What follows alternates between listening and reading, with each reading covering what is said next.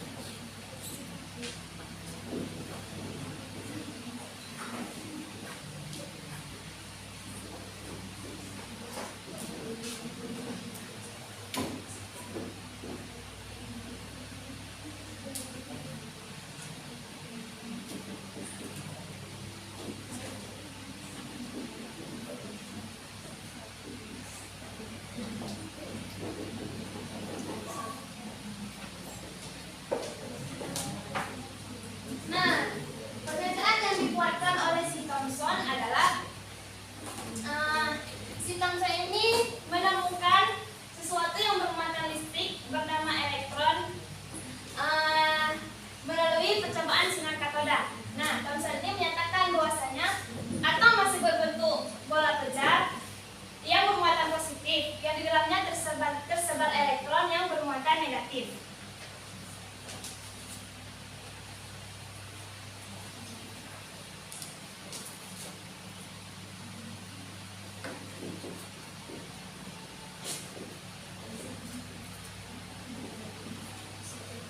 Contoh dari atom Thomson adalah seperti ini. Nah, kata si Thomson, atom ini berbentuk pola kejar yang bermuatan positif. Kemudian tersebar elektron di dalamnya yang bermuatan negatif.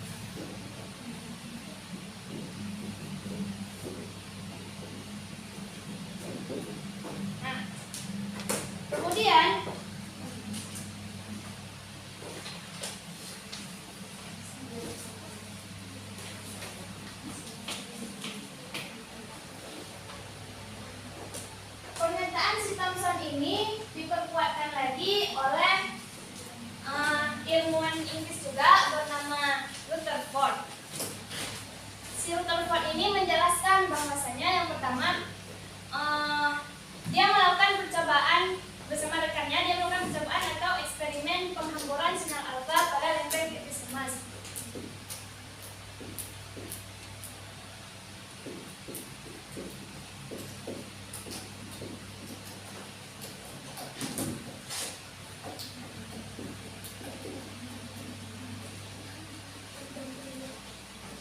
Nah, dari percobaan mereka tersebut, yang pertama, si Rutherford ini menyatakan bahwasanya sebagian besar dari percobaan tersebut, sebagian besar sinar partikel alfa ini agak banyak sinar ya.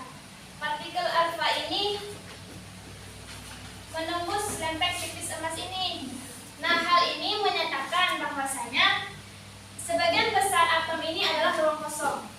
Itu yang pertama. Terus yang kedua, pernyataan yang kedua dari percobaan tersebut adalah partikel alfa yang positif dibelokkan oleh sesuatu juga yang bermuatan positif yang membelokkan partikel alfa. Nah, pernyataan yang ketiga adalah sedikit dari partikel alfa ini terpantul keluar dari emas.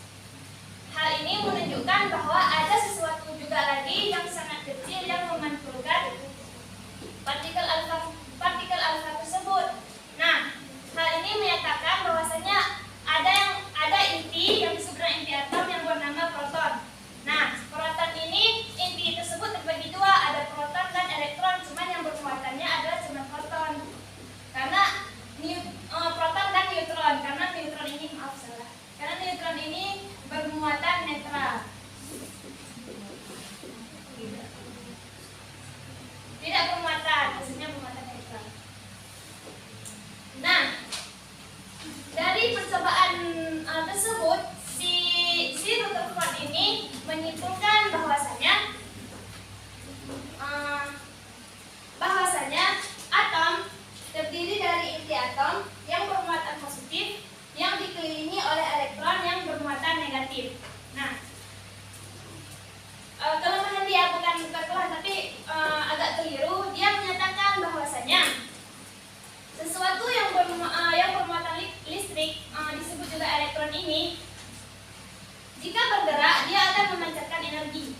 Nah, partikel elektron yang mengelilingi inti atom akan kehilangan energi terus-menerus yang menciptakan garis spiral yang kemudian jatuh ke inti atom. Ini. Nah, kemudian pernyataan si Rutherford ini dibantah oleh si Niels Bohr.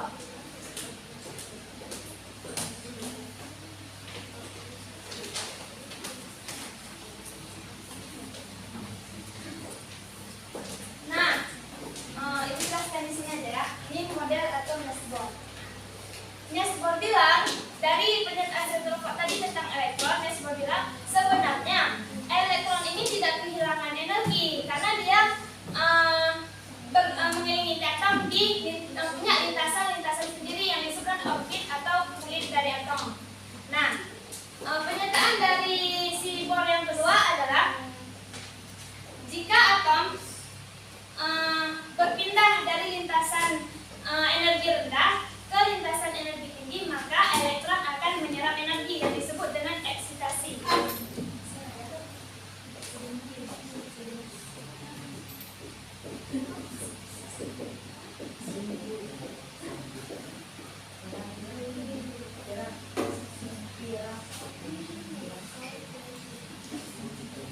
Nah, yang tadi disebut eksitasi menyerap energi.